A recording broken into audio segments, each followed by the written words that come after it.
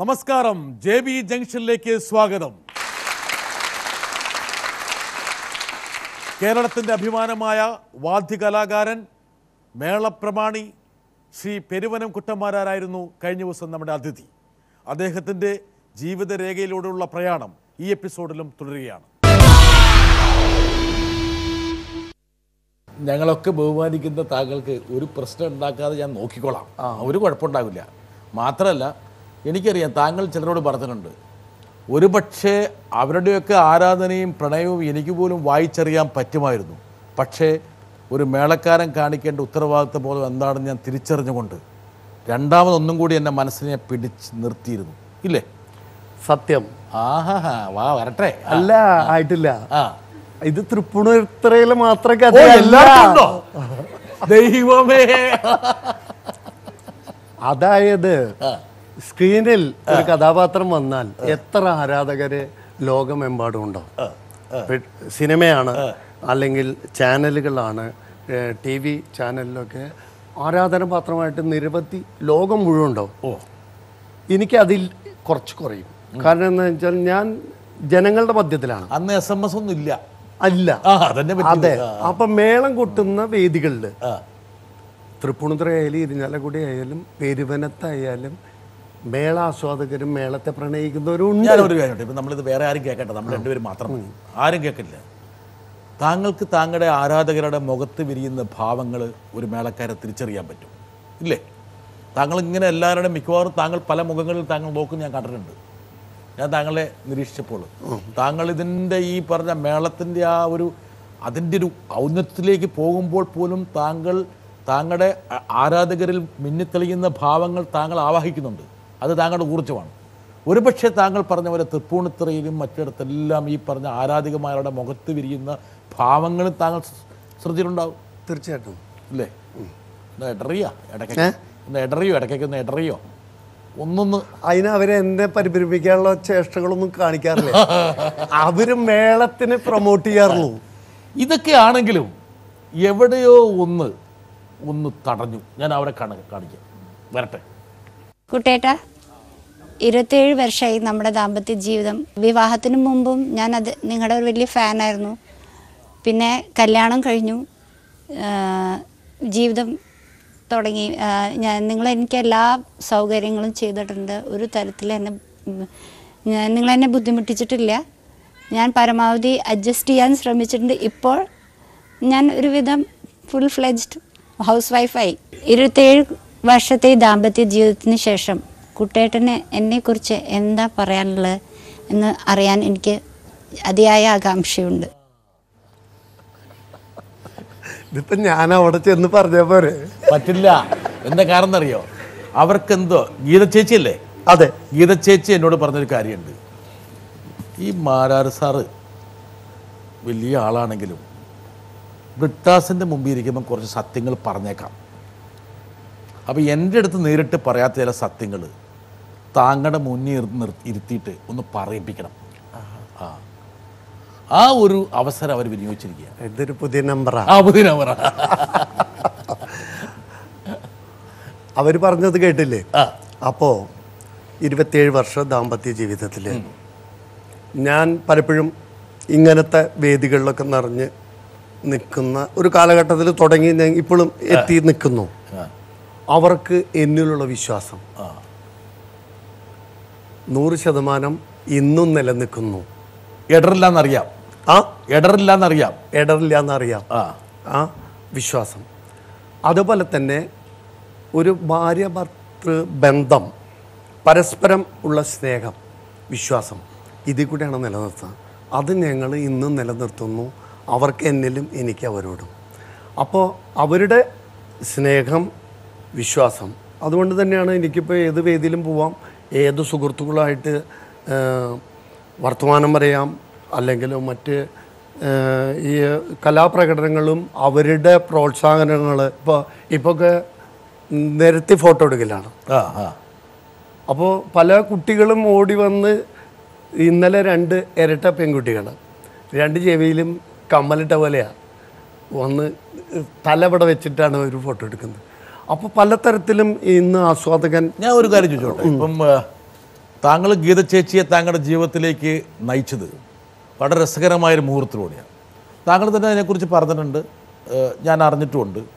ഒരു പോസ്റ്റ് കാർഡാണ് താങ്കളും അവരും തമ്മിൽ ബന്ധം. അടുത്ത ആരാധന കാരണം പ്രണയത്തോടെ അവർ അയച്ച ഒരു പോസ്റ്റ് കാർഡിൻ്റെ പുറകെ താങ്കൾ അന്വേഷിച്ച് പോയി. അപ്പോൾ താങ്കൾ ആ പോസ്റ്റ് കാർഡ് കിട്ടിയപ്പോൾ തന്നെ താങ്കൾക്ക് മനസ്സിലായി ഇതൊരു പെൺകുട്ടിയാണ് അയച്ചതെന്ന്, അല്ലേ? തീർച്ചയായിട്ടും. താങ്കളുടെ അനുജൻ കുറേ താങ്കളെ നിരുത്സാഹപ്പെടുത്താൻ വേണ്ടി ശ്രമിച്ചു. ഞാൻ നിങ്ങളുടെ അനുജനോട് സംസാരിച്ചും പറഞ്ഞു, ഞാൻ പറഞ്ഞു ഏട്ടനോട് പറഞ്ഞു, ഏട്ടൻ അതൊക്കെ വിട്, വേറെ വല്ല പണിയില്ലേ. പക്ഷേ ഏട്ടൻ വിട്ടില്ല. ഏട്ടൻ ആ പോസ്റ്റ് കാർഡ് പോയ വഴിക്ക് ഇങ്ങനെ പോയി. ആ വഴി പോയി കണ്ടെത്തി. താങ്കൾക്കപ്പോൾ ഒരു സിക്സ്ത് സെൻസ് ഉണ്ടായിരുന്നു, താങ്കളെ ആരാധിക്കുന്ന ഒരു സുന്ദരിയായിട്ടുള്ള പെൺകുട്ടിയാണ് ഈ പോസ്റ്റ് കാർഡ് അയച്ചത് എന്നും അതൊരു പ്രണയമാണെന്നും എൻ്റെ ജീവിതം അവിടെയാണെന്ന് താങ്കൾ തിരിച്ചറിഞ്ഞു. അന്നേരം തിരിച്ചറിഞ്ഞു. മിടുക്കനാട്ടാ. Thank you. അതെ, ചെറിയ പിടിക്കല്ല, രണ്ടെണ്ണം എനിക്കൊന്ന് പെരുക്കിയതിന് വേണ്ടിയിട്ട്. എന്താ കാരണം ചലി അല്ല, ഇതിന് ഒന്നും കൂടി പറഞ്ഞോട്ടെ. നേരത്തെ ഞാൻ പറഞ്ഞതുകൊണ്ട് സത്യാന്ന് മനസ്സിലായല്ലോ. എന്നോട് ഒരു അവസരത്തിൽ ചോദിച്ചു, സ്വല്പം നുണ ഉണ്ടോ എന്ന് ചോദിച്ചു. കൃത്യമായി മനസ്സിലായോ? ഇല്ലാന്ന്. കാരണം തൃപ്പൂണിത്തുറയിലും ഇരിഞ്ഞാലക്കുടിയും തൃശ്ശൂരും ആരാധകരുണ്ടായിരുന്നു. പക്ഷേ ഒരു ചേഷ്ടകളിൽ നിന്നും അവരിൽ നിന്ന് എനിക്ക് അത്തരം തോന്നിയിട്ടില്ല. ഈ ഒരു കാർഡ് കിട്ടിയപ്പോ ഇതിന്റെ പിന്നാലെ പോവാൻ ഇങ്ങനെ ഒരു കക്ഷി, എന്നെ ആത്മാർത്ഥമായി സ്നേഹിക്കുന്ന ഒരാളെ ഇതുവരെ ഞാൻ കണ്ടിട്ടുള്ളൂ എന്ന് ഞാൻ മനസ്സിലായി. പക്ഷെ താങ്കൾ എത്ര മെനക്കെട്ടു. എന്താ കാരണം ആ കാലത്ത് താങ്കളെ പോലെ തിരക്ക് പിടിച്ചൊരു മേളക്കാരൻ നല്ല രീതിയിൽ അന്ന് പലയിടത്ത് പോകുന്നുമുണ്ട്. ഈ ഒരു പോസ്റ്റ് കാർഡിൻ്റെ പുറകെ പോകാൻ കാണിച്ചിട്ടുള്ളൊരു നിശ്ചയദാർഢ്യം ഒരുപക്ഷെ ഇന്നത്തെ സമൂഹത്തിൽ പറഞ്ഞാൽ മനസ്സിലാവില്ല. അത്രത്തോളം കഷ്ടപ്പെട്ട് താങ്കൾ വണ്ടി കയറിപ്പോയി അന്വേഷിച്ചു, അതിൻ്റെ സീല് നോക്കി പരത്തി, ഏത് പോസ്റ്റ് പെട്ടിയിൽ ഇട്ടതാണ്, പോസ്റ്റ് ഓഫീസ് അല്ലല്ല, അത്രയ്ക്ക് വേണ്ടി അതിൽ പഴുവിൽ ഫാൻസ് എഴുതിയിരുന്നു. ലൊക്കേഷൻ ഉണ്ടായിരുന്നു. എന്നിട്ട് അവിടെ എത്തി. ലൊക്കേഷൻ ഉണ്ടായിരുന്നു. അവിടെ എത്തിയതാണ്. അവിടെ എത്തിയിട്ട് എന്ത് ചെയ്തു? അവിടെ എത്തി. പിന്നെ അവിടുത്തെ സർക്കിളല്ലേ നോക്കണ്ടോ? അവിടെ ഒന്ന് ചുറ്റി. അല്ലെങ്കിൽ ഓൾ കേരളയാണെങ്കിൽ എനിക്ക് കിട്ടില്ല. പോയത് ലൊക്കേഷൻ ഉണ്ടായിരുന്നു. എന്തായാലും എനിക്ക് ഒരു ചോദ്യം കൂടെയുണ്ട് ഇതുമായി ബന്ധപ്പെട്ട്. നമ്മൾ അതിലേക്ക് മറ്റു മേഖലയിലേക്ക് പ്രവേശിക്കുന്നതിന് മുമ്പ്, ഗീത ചേച്ചി താങ്കളുടെ ജീവിതത്തിൽ എന്തായാലും താങ്കൾ ആ വിവാഹം, താങ്കൾ അവരെ കണ്ടുപിടിക്കുന്നു, സ്വാഭാവികമായിട്ട് താങ്കൾക്ക് ഇഷ്ടപ്പെടുന്നു, താങ്കളുടെ വിവാഹം കഴിയുന്നു, ഗീത ചേച്ചി നിങ്ങളുടെ ജീവിതത്തിലേക്ക് വരുന്നു. ഗീത ചേച്ചിയോട് ചോദിക്കേണ്ട ചോദ്യമാണിത്. പക്ഷെ എങ്കിൽ പോലും ഒരുപക്ഷെ താങ്കളോട് ചോദിക്കാം. താങ്കൾ നിറഞ്ഞു നിൽക്കുന്നൊരു വ്യക്തിയാണ്. പ്രത്യേകിച്ച് മേളക്കാരെന്ന് പറഞ്ഞു കഴിഞ്ഞാൽ എല്ലാവരും ശ്രദ്ധിക്കും. ഗുരുവായൂർ കേശവനെ കാണുന്ന പോലെ അതിനേക്കാളും ശ്രദ്ധയോടെ ആൾക്കാരുടെ കണ്ണ് താങ്കളുടെ മുകളിൽ. താങ്കളെ പോലെ സുമുഖനായിട്ടുള്ളൊരു വ്യക്തി ഇപ്പോഴും ഒരു മോശമില്ല. അതെ അതെ. ഈ ചെണ്ടയെടുത്ത് പുറത്തേക്ക് മേളത്തിന് പോകുമ്പോൾ ഗീത ചേച്ചി ഒന്ന് വേണ്ടെങ്കിൽ തിരിച്ചു വന്നേക്കണം എന്ന് പറഞ്ഞിട്ടുണ്ട്. അതെയോ? പറയാറുണ്ടോ? അതല്ലേ രസം. പറ. ഭാര്യയ്ക്ക് വിചാരം ഇപ്പോഴും ചെറുപ്പാണ്. അവർക്ക് മോഹം ഞാൻ എന്നും നിത്യം ചെറുപ്പായിട്ടിരിക്കണമെന്നാണ്. എൻ്റെ യാത്രയിൽ, എൻ്റെ പ്രവർത്തനത്തിൽ ഞാൻ എന്ത് വേഷം കെട്ടണമെന്നും വൃത്തിയായി നടക്കണമെന്നും എന്നേക്കാൾ കൂടുതൽ ആഗ്രഹിക്കുന്നത് അവരാ. അപ്പം എനിക്ക് ഈ വേഷഭൂഷാദികളിലൊന്നും വലിയ താല്പര്യം ഇല്ലാന്ന് ഇപ്പൊ പറഞ്ഞ കാര്യമില്ല. അത്യാവശ്യമൊക്കെ ഉണ്ട്. എങ്കിലും ആർഭാടം കൂടുതൽ വേണ്ട, ഇത്തിരി ലളിതമാവാം എന്നൊക്കെയാണ്. ആ ലളിതത്തിൽ ഉൾക്കൊണ്ടുകൊണ്ട് മാക്സിമം എന്നെ നല്ല മുണ്ടെടുത്ത് നല്ല വേഷം കെട്ടി അയക്കാൻ ഒക്കെ ബാഗിൽ സെറ്റപ്പ് ചെയ്ത് തരുന്നത് എൻ്റെ ഭാര്യയാണ്. അപ്പോൾ അവര് തൃപ്പൂണിത്തുറോത്സവത്തിന് പോവുകയാണെങ്കിൽ ഇത്ര സെറ്റ് മുണ്ട് വേണം, അല്ലെങ്കിൽ ഇത് ഇന്നൊരു ദിവസത്തെ പരിപാടിക്ക് പോവുകയാണെങ്കിൽ ഇന്ന. അപ്പോൾ അവരാണ് എൻ്റെ കോസ്റ്റ്യൂം എന്താ പറയുക മാനേജർ, അല്ലെങ്കിൽ അവരാണ് തീരുമാനിക്കുന്നത്. അപ്പോൾ അവർക്ക് ഒരു സംശയമില്ല, ഇദ്ദേഹത്തിന് നന്നായിട്ട് നിലനിർത്തണമെന്നേ മോഹമുള്ളൂ. അത്രേ ഉള്ളൂ. അത് അപകടമാവോ എന്ന്. ആരാധകരുടെ എണ്ണം ഒരുപക്ഷെ താങ്കൾക്ക് ഒരുപാട് ആരാധകരുണ്ടെന്നുള്ള കാര്യം ഭാര്യ തിരിച്ചറിയുന്നു. ആരാധകന്മാരും ആരാധകരൊക്കെ അവർക്കറിയാം. അത് ചില ആൾക്കാർ താങ്കളെ കാണാനൊക്കെ വരുവാണെങ്കിൽ അവർക്ക് ഒരു മോഹം വീർപ്പിക്കുമോ? നോ നോ, അവർക്ക് സന്തോഷാണ്. ആണ്. എൻ്റെ ഭർത്താവിന് എത്ര ആസ്വാദകരുണ്ടാവുന്നു, അല്ലെങ്കിൽ അദ്ദേഹത്തിന് എത്രയും പ്രശസ്തിയിൽ എത്തുന്നു, മേളകലയെ എത്രത്തോളം ലിഫ്റ്റ് ചെയ്യാൻ അദ്ദേഹം യത്നിക്കുന്നു, അതിലൊക്കെ അവർക്ക് സന്തോഷമുള്ളൂ.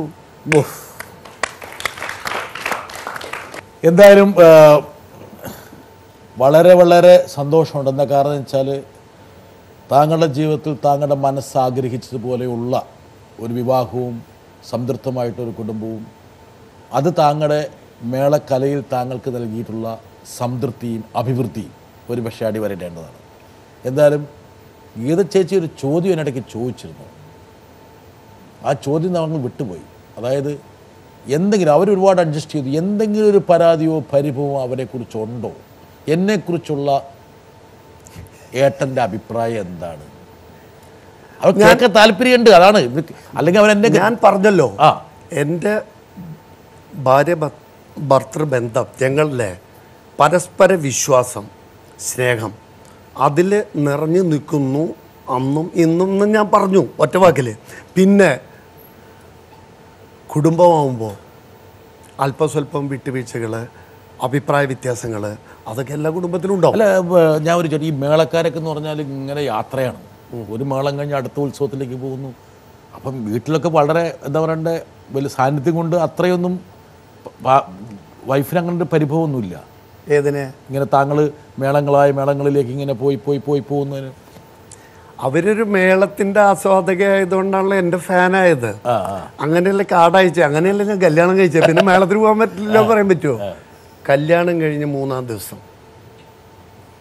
ചില മേളങ്ങളിൽ അല്ല 3-ാം ദിവസം ഞാൻ മേളത്തിന് പോയി. ഓ, അത് ശരി. 3 ദിവസം കഴിഞ്ഞ് തിരിച്ചു വന്നുള്ളൂ. അവർക്കൊരു കംപ്ലൈന്റ് അന്ന് മുതൽക്കില്ല.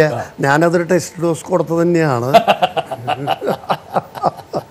അതായത് ഇത് അങ്ങനെ വല്ലതും ഉണ്ടെങ്കിൽ മുളയിൽ തന്നെ തുള്ളിക്കളയാൻ. അപ്പൊ ഒരു പരിഭവം ഉണ്ടായില്ലേ. കല്യാണം കഴിഞ്ഞ് 3-ാം ദിവസം ഞാൻ പ്രോഗ്രാമിന് പോയി. നല്ലൊരു നർത്തകിയായിരുന്നല്ലേ? ആയിരുന്നു. പക്ഷെ പിന്നീട് ആ മേഖലയിലേക്ക് ശ്രദ്ധിച്ചില്ലല്ലേ?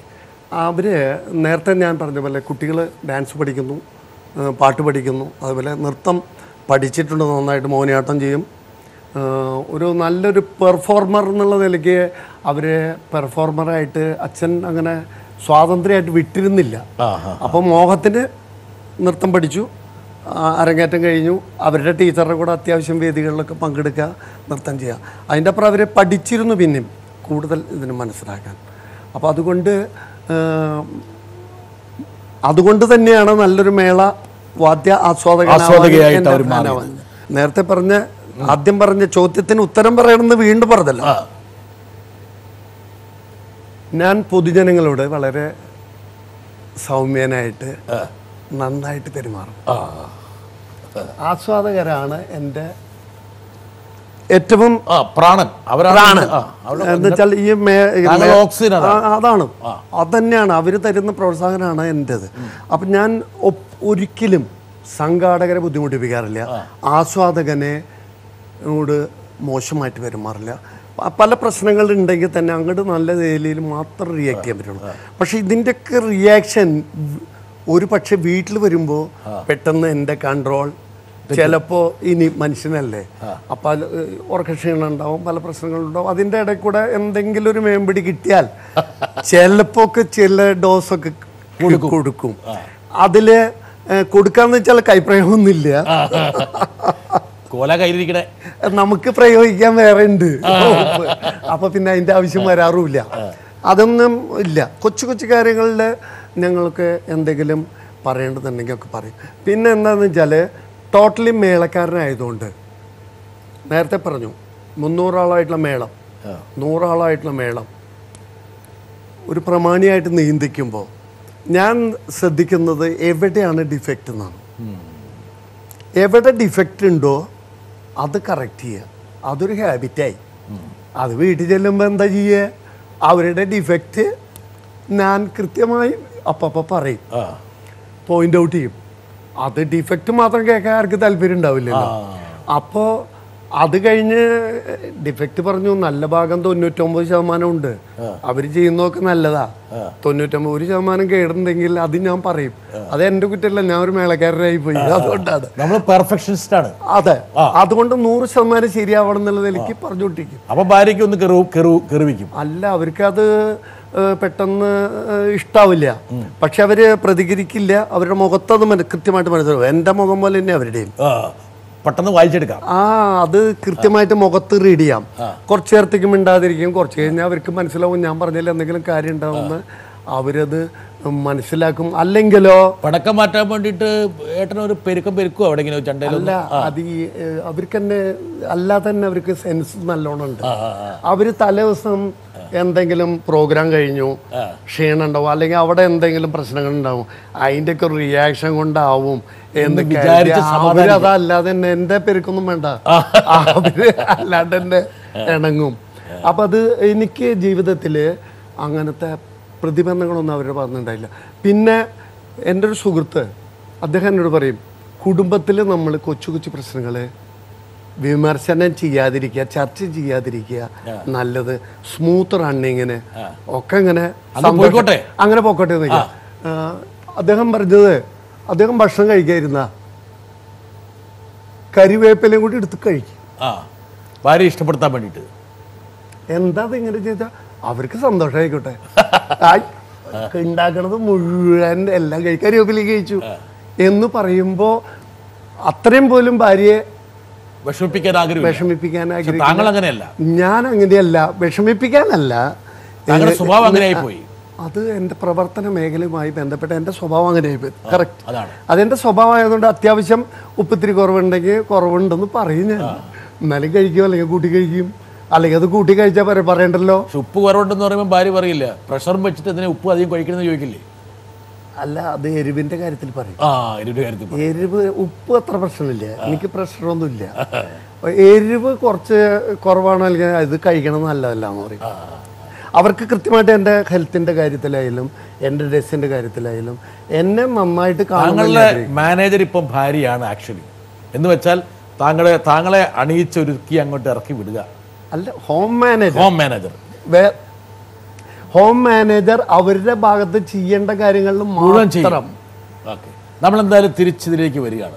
നമ്മുടെ പ്രണയത്തിലേക്ക് പോയി, ആരാധികമാർ കഴിഞ്ഞു, പിന്നെ കുടുംബത്തിലേക്ക് പോയി, ഭാര്യയിലേക്ക് പോയി, ഭാര്യയുടെ ഒരു ചോദ്യത്തിലേക്ക് വന്നു, എല്ലാം കഴിഞ്ഞ് നമ്മൾ തിരിച്ച് വീണ്ടും ഇതിലേക്ക് വരികയാണ്. ഇതിലേക്ക് വരുമ്പോൾ ഒരു ചോദ്യമായിട്ടൊരാൾ നിൽക്കുന്നുണ്ട്, വളരെ പ്രസിദ്ധനായിട്ടുള്ള ഒരു വ്യക്തി.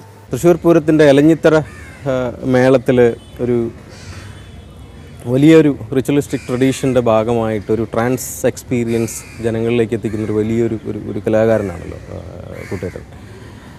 പക്ഷേ ഈ അടുത്ത കാലത്ത് ഇപ്പോൾ നമ്മളുടെ ബിനാലയിൽ കുട്ടേട്ടൻ ഒരു 300 പേരെ കൂട്ടിക്കൊണ്ട് നടത്തിയ മേളത്തിൽ അതിൻ്റെ ഒരു റിച്വലിസ്റ്റിക് എക്സ്പീരിയൻസ് അല്ലാതെ അതിനെ വേറൊരു തലത്തിലേക്ക് ഉയർത്തുകയുണ്ടായി.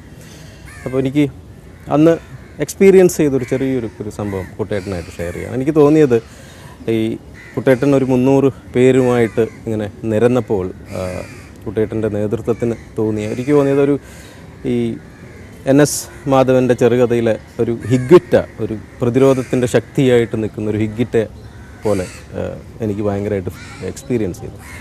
അപ്പോൾ എനിക്ക് പലപ്പോഴും കുട്ടേട്ടനോട് ചോദിക്കണം തോന്നിയിട്ടുള്ളൊരു ചോദ്യമാണ്, എവിടെയോ ഒരു സോഷ്യലിസ്റ്റ്, ഒരു ആക്ടിവിസ്റ്റിൻ്റെ ഒരു മനസ്സ്, ഒരു ആർട്ടിസ്റ്റിൻ്റെ ഒരു മനസ്സ് കുട്ടേട്ടൻ എപ്പോഴും ഉണ്ട് എന്നെനിക്ക് തോന്നിയിട്ടുണ്ട്. കുട്ടേട്ടൻ്റെ അഭിപ്രായം എന്താണ്? റിയാസ് കോമു വളരെ പ്രസിദ്ധനായൊരു കൊച്ചിൻ ബിനാലയുടെ ശില്പികളിൽ ഒരാളാണ്. അതെ, അദ്ദേഹം അല്പം മനഃശാസ്ത്രപരമായൊരു ചോദ്യം കൂടെ ചോദിച്ചു. താങ്കളുടെ മനസ്സ് ശ്രദ്ധിച്ചിരുന്നു? ആ ചോദ്യം ശ്രദ്ധിച്ചു. എന്താണ് താങ്കൾ പറയുന്നത്?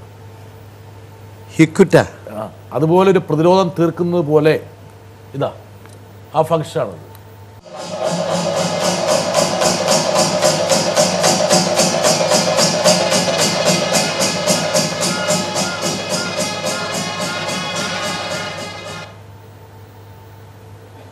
ആ പെർഫോമൻസിന്റെ ദൃശ്യം. അതെ, അദ്ദേഹം ചോദിച്ച ചോദ്യം ഹിക്കുറ്റ.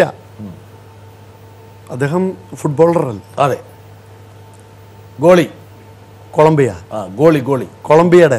അതെ, ഗോൾ കീപ്പർ ഗോൾ കവലം ഗോൾ വല വല കാത്തു സൂക്ഷിക്കുന്ന ആളാണ്. അപ്പോൾ അതാണ് അദ്ദേഹത്തിൻ്റെ ധർമ്മം. പക്ഷേ ഈ പറയുന്ന താരം അതിൻ്റെ അപ്പുറത്ത് പ്രവർത്തിക്കുന്ന ഒരാളാണ്. അദ്ദേഹം ഫോർവേഡായിട്ട് കളിക്കും. എങ്ങനെയും തൻ്റെ ടീമിനെ വിജയത്തിലെത്തിക്കുക. ഗോളടിച്ചിട്ടായാലും ഗോൾ സേവ് ചെയ്തിട്ടായാലും സേവ് ചെയ്യാൻ വരുന്ന പന്ത് കൈകൊണ്ട് തടുക്കാൻ പറ്റാത്ത അവസരത്തിൽ കൈകുത്തി നിന്ന് കാലുകൊണ്ട് തട്ടുന്ന തരത്തിൽ എങ്ങനെ സേവ് ചെയ്യാൻ പറ്റിയാലും സേവ് ചെയ്യുക എന്നുള്ളത് അതാണ് അദ്ദേഹത്തിൻ്റെ ഒരു പ്രത്യേകതയായിട്ട് ഞാൻ മനസ്സിലാക്കിയിട്ടുള്ളത്. അതിനായിട്ട് ഉപമിക്കാൻ എന്നെ പറ്റുമെന്ന് വെച്ചാൽ എനിക്കറിയില്ല. ബിനാലയിലുണ്ടായത് അല്ലെങ്കിൽ തൃശ്ശൂർ പൂരത്തിൽ നേരത്തെ മനോഹരേട്ടൻ പറഞ്ഞത് അതുപോലെയുള്ള ചില അവസരങ്ങളിലൊക്കെ പ്രമാണി മേളം അങ്ങനെ ചോദിച്ചു എന്നോട്, വേണമെങ്കിൽ നിർത്താം. കൊച്ചി ബിനാലയിലെ 300 പേരായിട്ട് നിറഞ്ഞ സദസ്സിൽ നിറഞ്ഞ കലാകാരന്മാരോട് പരിപാടി അവതരിപ്പിക്കുമ്പോൾ പ്രകൃതി മഴ ചാറിൽ വരുന്നു. മേളം ഗ്രാജുവലി കുറച്ച് സമയം കുറച്ചായിട്ട് അവസാനിപ്പിക്കുകയാണ്. അതേസമയം നമ്മുടെ ചീഫ് ഗസ്റ്റും VIPs വന്നിട്ടുമില്ല. മഴ വന്നപ്പോൾ ഞങ്ങൾക്ക് കുറച്ച് ഒതുക്കേണ്ടി വന്നു. അപ്പോൾ പിന്നെ അപ്പോൾ അടുത്ത സെക്ഷൻ എങ്ങനെ ചെയ്യണം? അപ്പോൾ ഞങ്ങൾ കൊമ്പ് ആർട്ടിസ്റ്റുകളെ വെച്ച് കൊമ്പ് വെറ്റ് ഊതിപ്പിച്ചു. കൊമ്പ് ഊതിക്കുമ്പോൾ ഈക്വൽ സ്റ്റാറ്റസ് കുറുങ്കുഴൽക്കാരുണ്ട്. അപ്പോൾ കുറുങ്കുഴൽ ഊതിപ്പിച്ചു. ഇത് കഴിഞ്ഞിട്ടും സമയം വരുമ്പോൾ ഞങ്ങൾ വീണ്ടും പാണ്ടിമേളാണെന്ന് നേരത്തെ കൂട്ടിയത്, പഞ്ചാരി മേളം കൂട്ടി. ആ സമയം മഴ മാറുകയും ചെയ്തു. VIPs എല്ലാം വരുന്നവരെ മേളം ഉണ്ടായി. പലതരത്തിൽ മേളം. അത് ഉദ്ദേശിച്ചിരുന്നത് അങ്ങനെയല്ല. മേളം തുടങ്ങി പാണ്ടിമേളം ചീഫ് ഗസ്റ്റ് വരുന്നവരെ കൂട്ടുക എന്നുള്ളതായിരുന്നു. പ്രകൃതി കുറച്ച് ഇങ്ങനെ വന്നപ്പോൾ ഈ പരിപാടി മാറ്റി. അപ്പൊ ഒരു ടീമിന്റെ വിജയത്തിന് വേണ്ടി പ്രവർത്തിക്കുക എന്നുള്ളത് അതിന്റെ ക്യാപ്റ്റനായാലും ലീഡറായാലും പരമാവധി അതിന് ഉതകുന്ന വിധത്തില് എൻ്റെ ധർമ്മ അല്ലെങ്കിൽ ഉത്തരവാദിത്തം പ്രമാണം ഒരുപാട് മുഹൂർത്തങ്ങൾ. ഒരുപക്ഷെ വേറൊരു മുഹൂർത്തത്തെ കുറിച്ച് ഇപ്പം റിയാസ് സൂചിപ്പിച്ചതുപോലെ വേറെ പല സൂചനകളും നമുക്കുണ്ട്. ഒരുപക്ഷെ സമാനമായ ഒരു അനുഭവത്തെ കുറിച്ച് ഒരാൾ പറയുന്നുണ്ട്. ആറാട്ടുപുഴ പൂരം അത് മീനമാസത്തിലാണ്. മീനമാസത്തിൽ മഴ പെയ്യാന്ന് പറഞ്ഞു കഴിഞ്ഞാൽ വളരെ റയറായിട്ട് സംഭവിക്കുന്ന കാര്യമാണ്.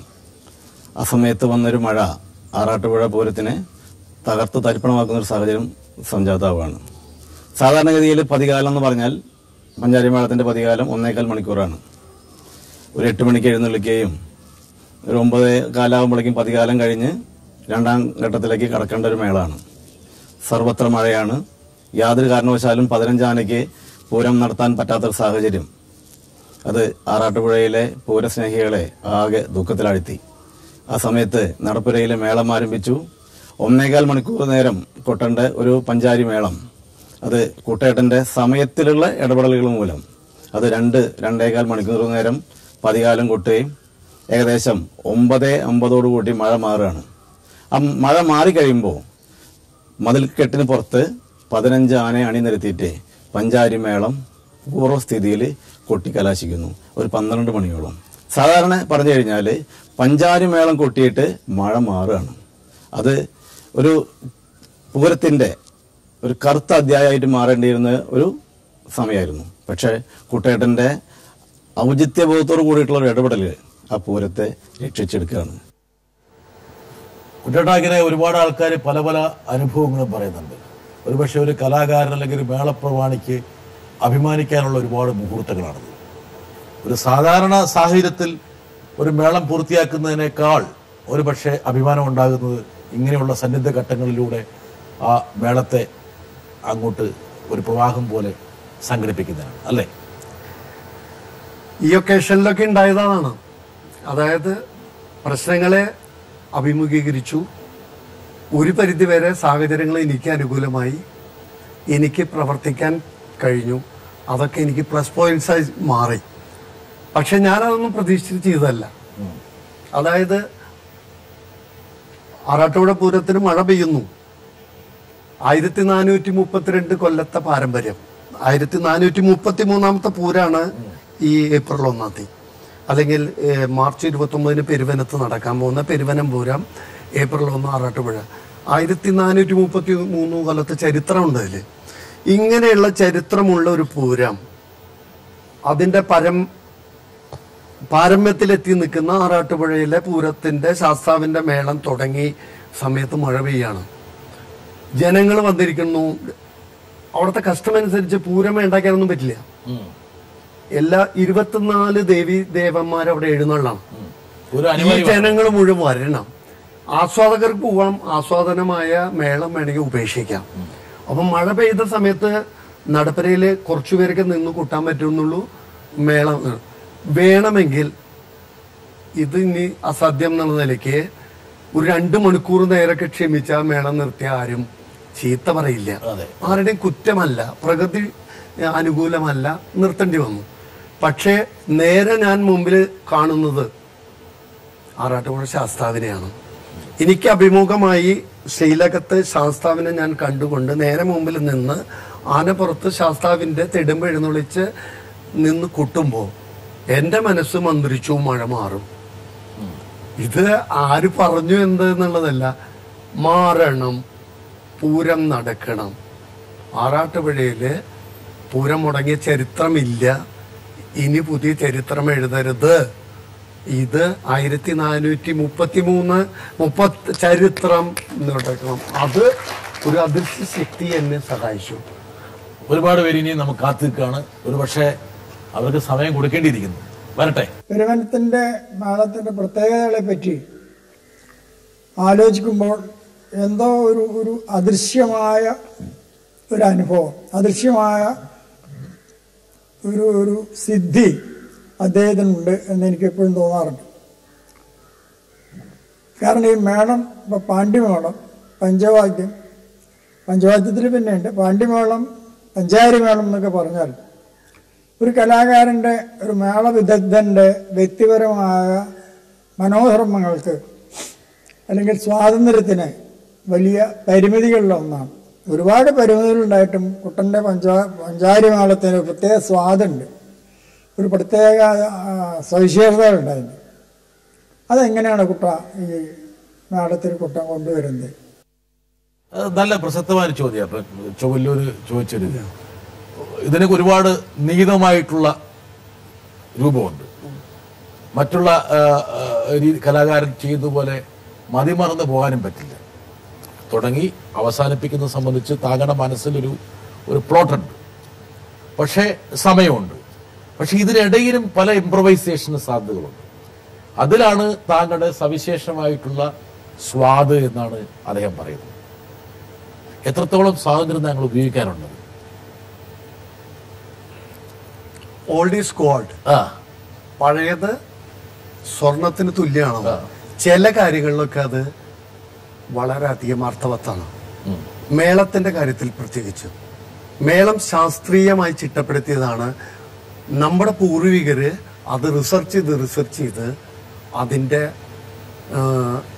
മൂർധന്യത്തിലെത്തിയ രൂപങ്ങളാണ് പാണ്ഡ്യമേളവും പഞ്ചാരിമേളവും പഞ്ചവാദ്യമൊക്കെ. അതിൽ പരിഷ്കാരങ്ങളൊന്നുമില്ലാതെ പഴമ ഉൾക്കൊണ്ടുകൊണ്ട് അതിന്റെ തനിമ നിലനിർത്തി അവതരിപ്പിക്കാൻ ഞാൻ ശ്രമിക്കുന്നു. ഒരുപക്ഷെ ഒരു വൈരൂപ്യം വരാത്ത രീതിയിൽ വളരെ നനുത്ത ഭാവത്തിൽ ചില ഇംപ്രവൈസേഷൻ, ചില ചെറിയ ചെറിയ ഭേദഗതികൾക്കുള്ള സ്കോപ്പ് ഉണ്ടോ?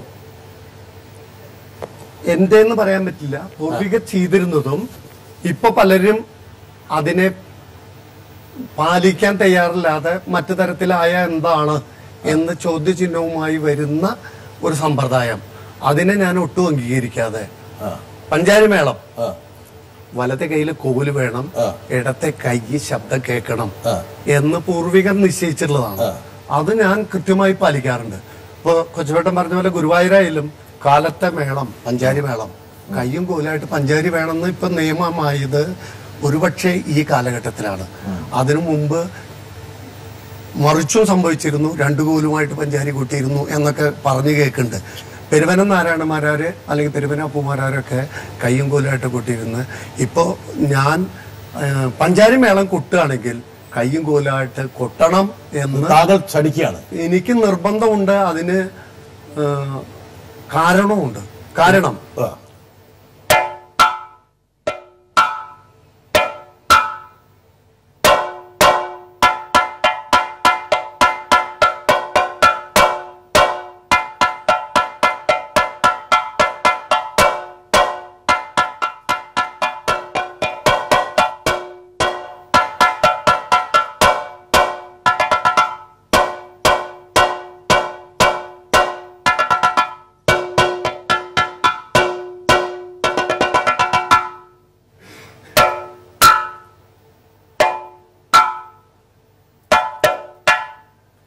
ഇത് ഈ തോം ത എന്ന ശബ്ദം കോലിടിച്ചത് കൊട്ടാം.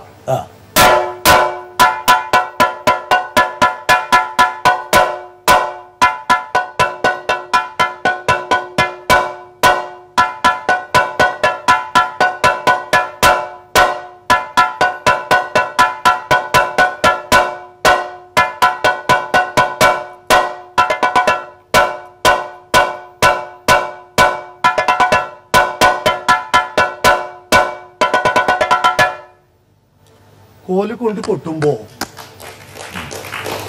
ഈ കൈ കൊണ്ട് കൊട്ടുന്ന സ്വാദ് കിട്ടുന്നില്ല, സുഖം കിട്ടുന്നില്ല. അപ്പൊ പഞ്ചാരി മേളത്തില് അത് താങ്കളുടെ ആത്മനിഷ്ഠമായ കാര്യമാണോ അതെയോ? അല്ല, പൂർവീകർ കണ്ടെത്തിയുള്ളതാണ്. അതെ, പക്ഷെ ഇടക്കാലങ്ങളിൽ അങ്ങനെ ചെയ്തിരുന്നല്ലോ. ഇടക്കാലങ്ങളിൽ ഞങ്ങളൊക്കെ, അതായത് ഇരിഞ്ഞാലക്കുട, തൃപ്പൂണിത്തുറ, കോലും വെച്ച് കൊട്ടില്ല, പെരുവന മാറാട്ടുപുഴ പൂരങ്ങള്, പഞ്ചാരി മേളം ശാസ്ത്രീയമായി നടക്കുന്ന സ്ഥലങ്ങളില്, അതായത് 3-4 മണിക്കൂർ. എടക്കുന്നി ഉത്രമിളക്കിന് മേളം 10 നാഴിക, 4 മണിക്കൂർ. പഞ്ചാരി മേളം തുടങ്ങിയാൽ 10 നാഴിക എന്ന് പറയുന്ന അപൂർവ വേദികൾ എന്നുള്ളൂ. അതിലൊന്ന് എടക്കുന്നി ഉത്രമിളക്ക്, ഇരിഞ്ഞാലക്കുട, ആറാട്ടുപുഴ ശാസ്താവിന്റെ പഞ്ചാരി. ഈ 4 മണിക്കൂർ മേളമൊക്കെ കോലും കയ്യുമായി കൂട്ടുന്ന പഞ്ചാരി മേളത്തെ പോലെ കോലുകൊണ്ട് കൂട്ടി ആ സുഖം ഉണ്ടാക്കാൻ പറ്റില്ല എന്ന അഭിപ്രായം എനിക്കുണ്ട്. എന്നാൽ പ്രാദേശിക ഭേദമനുസരിച്ച് പെരുവനവും തൃപ്പൂണിത്തുറയും ഇരിഞ്ഞാലക്കുട ഇത് കേട്ട് പരിചരിച്ചവരാണ്, അവർക്കതേ പറ്റൂ. മറ്റു തലങ്ങളിൽ അത് ബാധകല്ല എന്ന് പറഞ്ഞാൽ, ഞാൻ കേരളത്തിലെ തെക്ക് നിന്ന് വടക്ക് വരെ സഞ്ചരിച്ച് വിവിധ വേദികളിൽ മേളം അവതരിപ്പിക്കാറുണ്ട്. അവിടെയൊക്കെ ഈ കയ്യും കോലുമായിട്ട് കൊട്ടിയാൽ ഒരാളും ഇത് സുഖമില്ല, ഇതിങ്ങനെ പതിവില്ല എന്ന് എന്നോട് പറഞ്ഞിട്ടില്ല. മറിച്ച് കോലായിട്ട് കൊട്ടുമ്പോൾ ഇതിന് പ്രതികരിക്കുന്നവർ ധാരാളം ഉണ്ട്. അത് ശരിയല്ല, അത് പാണ്ഡ്യമേളാണ്. പാണ്ഡ്യമേള എന്ന് പറയുന്നത് സത്യമല്ല. കാരണം വെച്ചാൽ കോലോണ്ട് കൊട്ടിച്ചിട്ട് പഞ്ചാരി പാണ്ഡ്യാവില്ല, പഞ്ചാരി പഞ്ചാരിയാവും. പക്ഷേ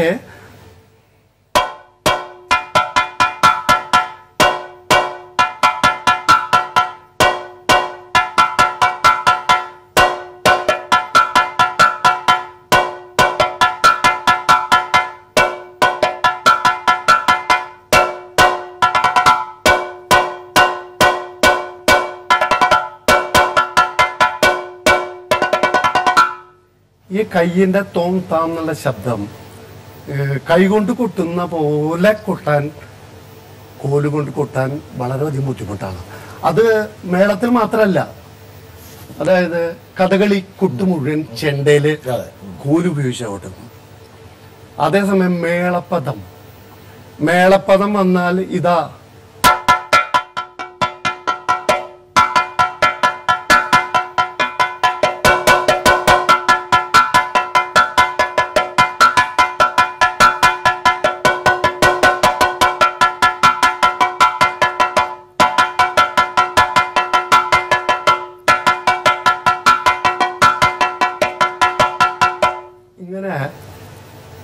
കയ്യും കോലും വൃത്തിയായിട്ട് കൊട്ടുന്ന സന്ദർഭം വരുന്നത് മേളപദത്തില്. അപ്പോൾ കഥകളിക്കൊട്ടിലും ഇങ്ങനെ കൈ കൊട്ടുന്നുണ്ട്. അതുപോലെ തായമ്പക ചെണ്ടയിലെ സോളോ ആണ്. ഈ ശബ്ദ സുഖം, എണ്ണങ്ങളുടെ വ്യക്തത, അതാണ് തായമ്പയുടെ സുഖം. അത് കൊട്ടുന്ന എണ്ണങ്ങള്, ഇപ്പോ കൊട്ടുന്ന എണ്ണം, ഈ എണ്ണം കോലോണ്ട് കൊട്ടാം.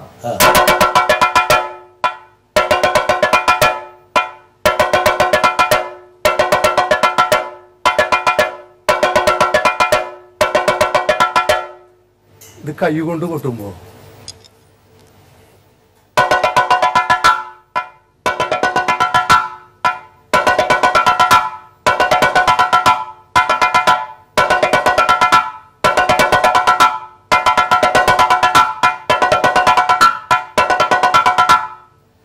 കയ്യിന്റെയും കോലിന്റെയും ശബ്ദം വ്യത്യാസമുണ്ട്.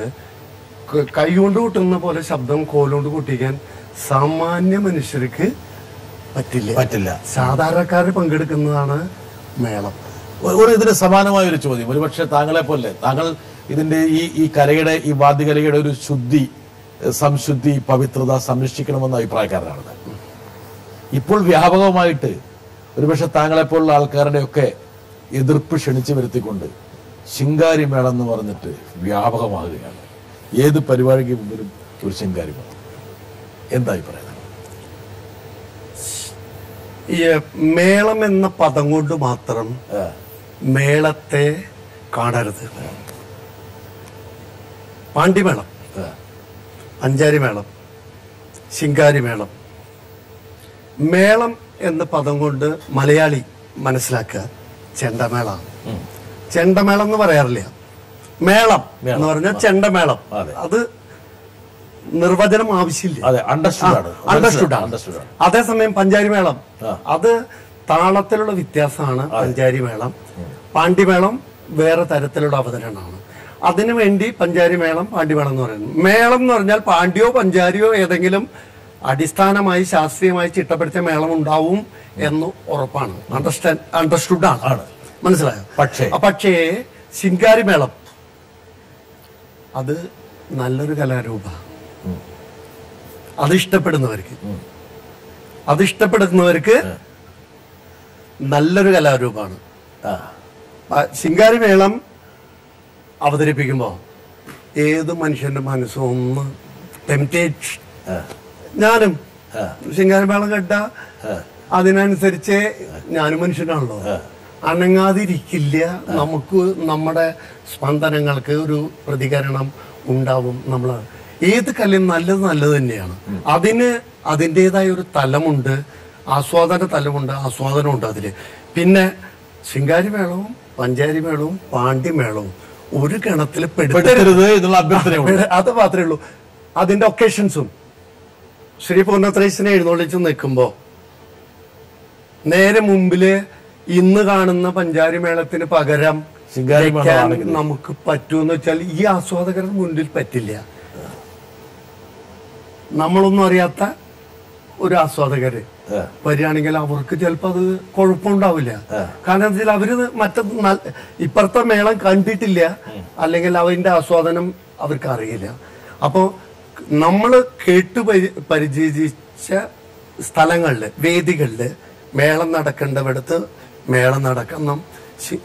ശിങ്കാരി മേളം അവർക്ക് അതിന് നല്ല സാധ്യതകളുള്ളതാണ്.